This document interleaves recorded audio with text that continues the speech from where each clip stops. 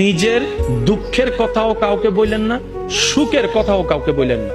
কথাটা একটু শুনতে আপনার কাছে অন্যরকম লাগলেও একটু ভিতরে গেলে আপনি নিজেই বুঝতে পারবেন।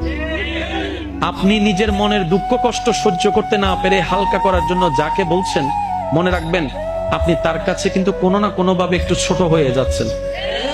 এমনও হতে পারে আপনার দুঃখের সে কথাগুলা আপনার সামনে অভিনয় করে যে আপনাকে বুঝ দিয়েছে, সে পিছনে আপনার সেই দুঃখের কথা নিয়ে হাসি ঠাট্টা করতেও দ্বিধাবোধ করে না, এমন অনেক মানুষ আছে। আপনি যাকে দুঃখের কথা বলে মনকে হালকা করার চেষ্টা করছেন, আপনার দুঃখের কথার সে দুঃখটা সে বুঝবে না, কারণ তার সাথে তো সেটা ঘটেনি।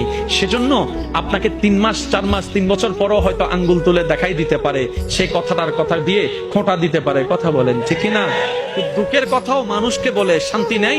এবার আপনি বলবেন ভাইয়া সুখের কথা কেন বলবো না?